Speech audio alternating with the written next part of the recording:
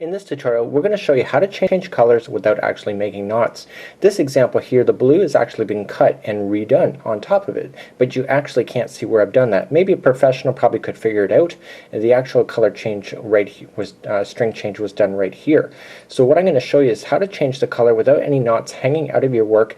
And remember, crochet is all about knot making, so why not use what you already have instead of creating another knot that will stick out of your work and be very noticeable at the end. My name is Michael Selleck, and I'm the creator of Mikey's Mail. I'm here with my friends at allfreecrochet.com who have asked me to produce a video on how to change color without knots.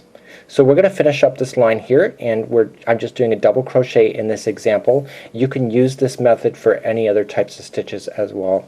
So we want to go to your very last stitch here, so you make sure you get it, and we're going to pull through. We're going to pull through 2. Okay, and now we usually normally pull through another 2 to finish this line.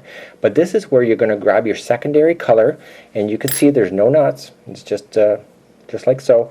And we're just going to slip that over our hook, just like so, and pull it through those 2, just like there. So now what we can do is now we can trim, and this is about 2 inches long. You can be a little bit more liberal and put it longer if you like. Let's pull this blue a little more tighter and trim that about the same length as the pink that we were just working on. So now we have the 2 colors. And if one is longer than the other, no big deal, we can fix that later. So turning our work, let's chain up 3 like we normally would with double crochet, and we're only using the pink at this time, but you can tell that the pink has not been secured in yet. So 1, 2, and 3.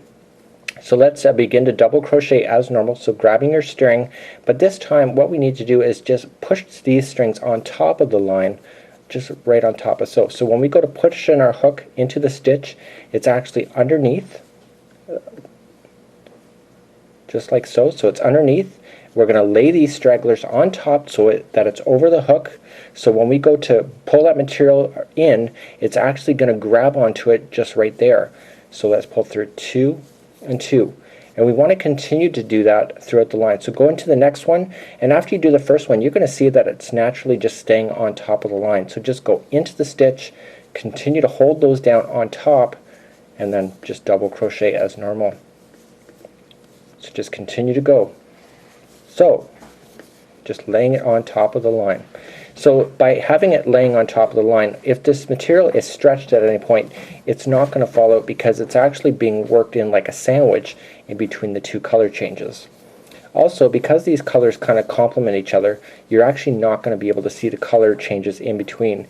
You turn it around, you may be able to see the string is maybe just coming down a little bit, but again, not very noticeable. So if I wanted to stop here and I don't want any more stragglers to be buried, or loose ends to be buried, I'm just going to continue as normal.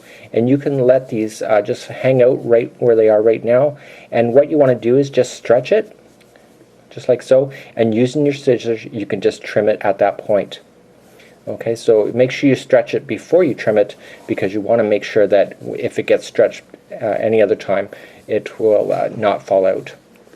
So to review, we're going to finish off the last stitch just like so. Going in, pulling it through, pull through 2, and then hold. We want to keep that on there. Grabbing the blue, and let's loop that blue onto the hook. So you didn't do any knots. And now using the blue, what we're going to do is chain up 3. So at this particular point, you can trim this at the 2 to 3 inch mark if you want to, or you can start just chaining up 3. 1, 2, and 3.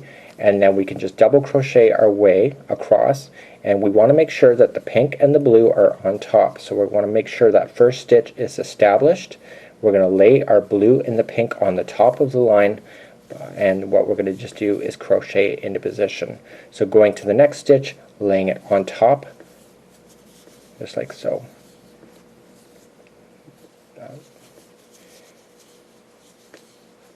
Okay, so then what you can do is go about 2 inches on that if you have that opportunity, and again you can just trim these at the point that you think you're done.